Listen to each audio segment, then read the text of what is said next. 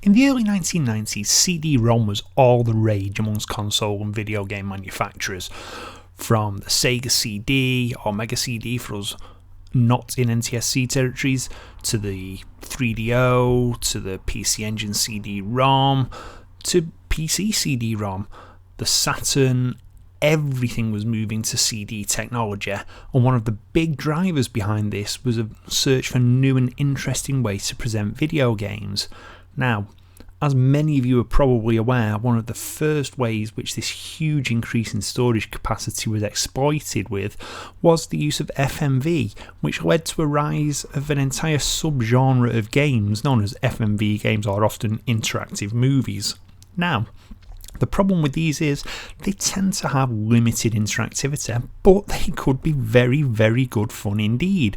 Night Trap, Double Switch, even Ground Zero Texas, Corpse Killer, these are fun games. But today we're going to be looking at something a little bit different, an oddity from the time, if you will, an attempt at doing a first/third person FMV based sports game.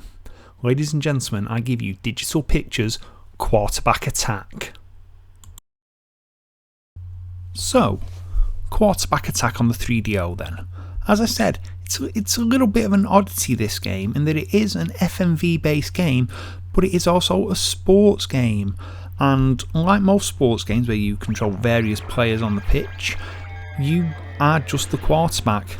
As you can see, it's a Digital Pictures production from Tom Zito, and it's definitely one of the more interesting options that they came up with. They class it as a U-Direct film, much like Night Trap was and Double Switch, but I do think it's a touch different. As you can see, it stars the legendary coach Mike Ditka, various other big guys, and we've got the title screen there. It's quite simple, I'm just going for a basic, and there's some pretty nice FMV actually used in the game. As you can see, you get to pick plays like you would with a game like Madden or Joe Montana, and then the footage places you in first person while you wait for the snap. You snap the ball and it drops you to a third person. Then you can switch between your receivers and throw the ball and try and complete the pass, which is more difficult than you think.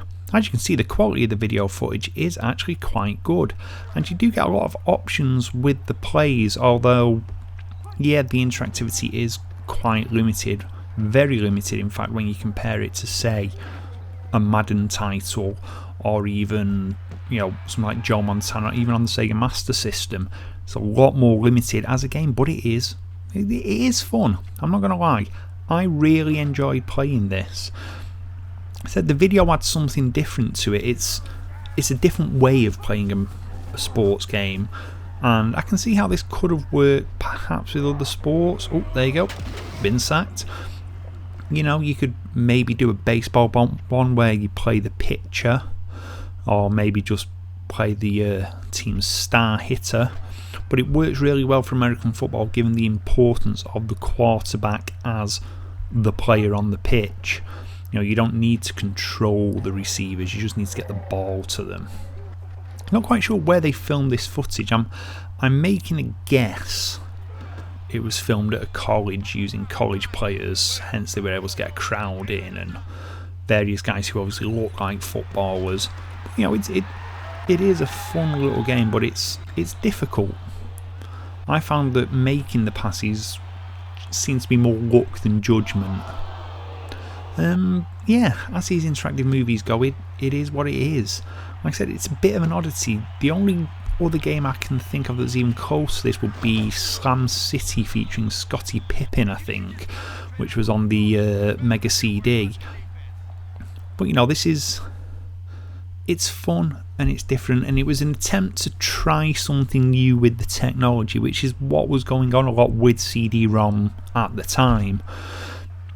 Did it work? Well, it was also released for the Saturn, so it had a modicum of success, and yeah, there was never any sequel to it, and obviously 3DO then had the first proper sort of 3D Madden game from Electronic Arts, and we've all seen where that's gone since then.